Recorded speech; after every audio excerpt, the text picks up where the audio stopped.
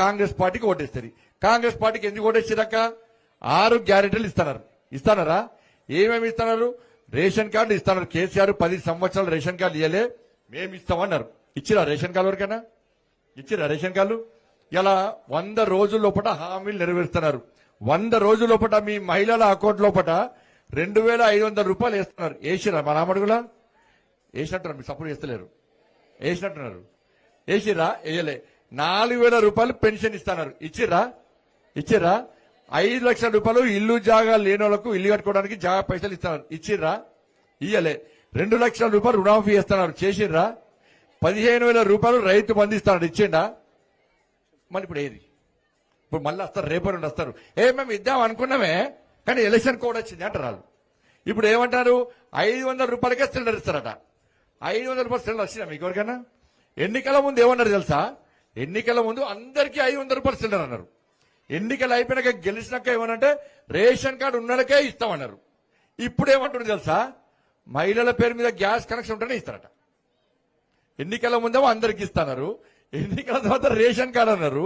ఇప్పుడు ఏమంటున్నారు? ఆడోళ్ళ పేరు మీద గ్యాస్ చేయడానికి ఆడోళ్ళ పేరు ఉంటుంది, మొగోళ్ళ పేరు ఉంటుంది అక్క ఇయ్యడానికి.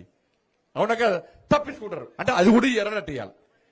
కాబట్టి ఇలా దయచేసి ఆలోచించండి.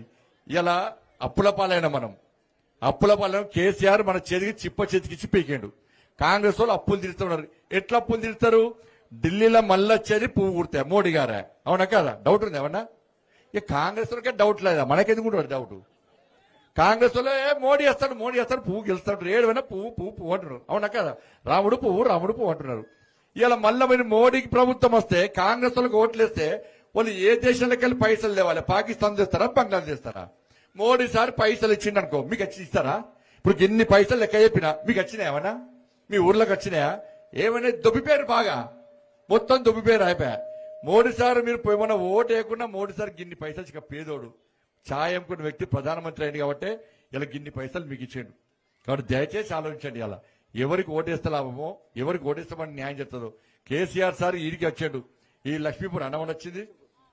పంట నష్టపోతే నేను వచ్చిపోయినా. లక్ష్మీపూర్కి హెలికాప్టర్ వచ్చాడు, మంచిగా పెద్ద తుపాకి రామి టోపు పెట్టాడు, చేతిలో కట్ట పట్టిండు, వచ్చిండు.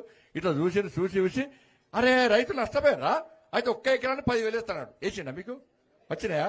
ఇట్లా చిటికేసిండు. ఇట్లా నేను హైదరాబాద్ పోయేసరికి మీ అకౌంట్లో పైసలు పడుతున్నాను. అన్ని తొక్కేబాజీ మాటలే. మంచిగా ఇట్లా అని మంచిగా ఊరించుకుంటా మాట చెప్తారు. 10 సంవత్సరాలు ఓటు గుద్దిరి అయిపోయాయి.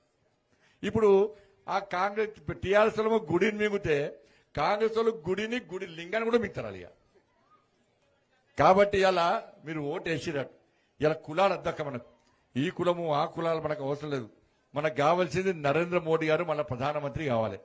ప్రధానమంత్రి అయితేనే ఇలా 10 లక్షల మంది పిల్లలకు ఉద్యోగాలు ఇచ్చిండు అక్కడ నరేంద్ర మోడీ.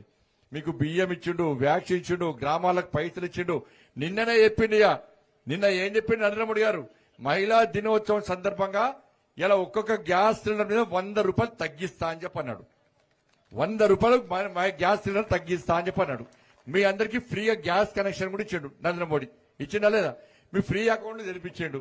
అన్ని రకాల సేవ చేస్తుంటే నరేంద్ర మోడీ గారు, మీరు గతంలో కాంగ్రెస్ పార్టీ ఉండే బియ్యం ఇచ్చిందా, మీకు వ్యాక్సిన్ ఇచ్చిందా, గ్యాస్ కనెక్షన్ ఇచ్చిందా, బాత్రూంల పైసలు ఇచ్చిందా, మహిళా రుణాలు ఇచ్చిందా, రైతులకు సబ్సిడీ ఇచ్చిందా?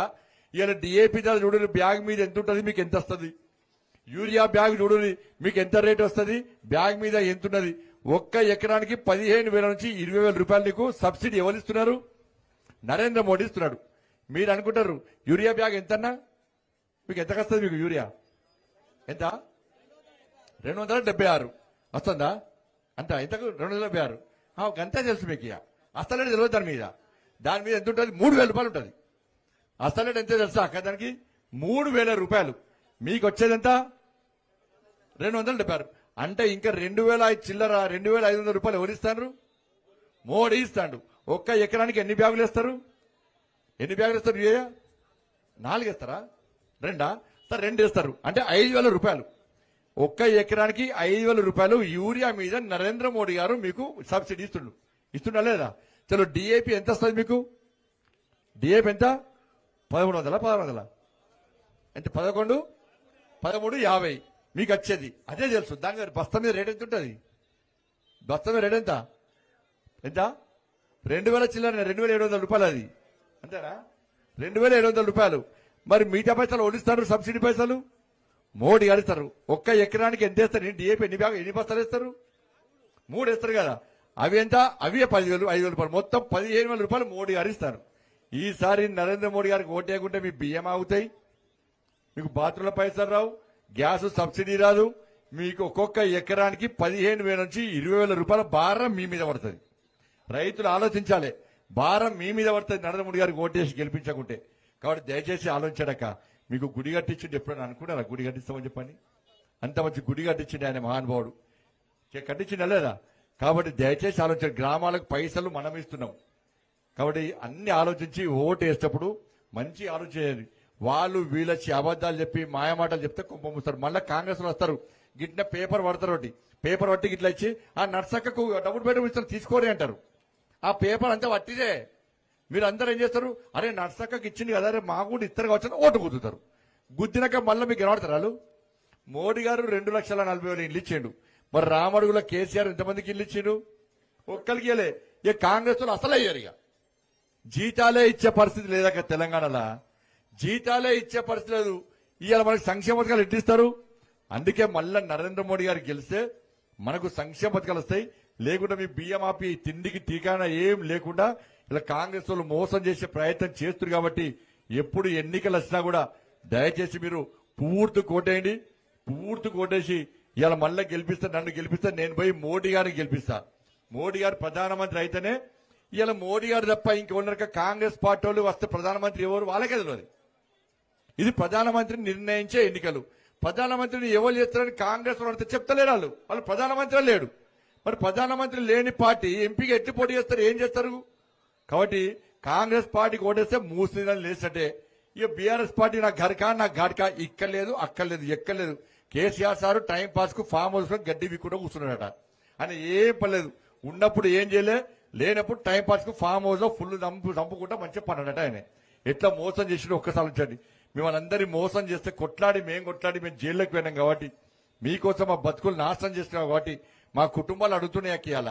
అరే ఈ రామడుగుల పేదల కోసం, తెలంగాణలో పేదల కోసం గంత కొట్లాడుతుంది, మా కుటుంబాన్ని పడుచుకోకపోతుంది. మిమ్మల్ని రాసి రంపాన పెట్టే కేసీఆర్ అక్క మీరు అందరూ ఫంక్షన్లు పోతారా? మీ కుటుంబ సభ్యులతోని పోతారు కదా, పెళ్లిలో పోతారు, గుళ్ళో పోతారు కదా, హోటల్లో పోతారు కదా. ఇవాళ మేము బోర్డు బంద్ చేసినాం ఒక 5 సంవత్సరాలు మేము పోక. ఎప్పుడు ఏ రాత్రి పోలీసులు పట్టుకపోతారు, కేసీఆర్ ఎప్పుడు పట్టుకపోతాడో, ఎప్పుడు అరెస్ట్ చేస్తాడో, ఎప్పుడు జైలు పోతాడో అని దొంగతనాలు లంగతనాలు కేసు కాదక. మీకోసం కొట్లాడితే మేము కొట్లాడుతున్నాం. ఇలా మా భార్య పిల్లలు ఏమంటారు? ఇంకా పేదల కోసం గింత కొట్లాడితే మీరు మీ జీవితాలు నాశనం చేసుకుంటారు, మమ్మల్ని పట్టించుకోకపోతే ఊకే పేదోళ్ళు అంటారు. మరి వాళ్ళు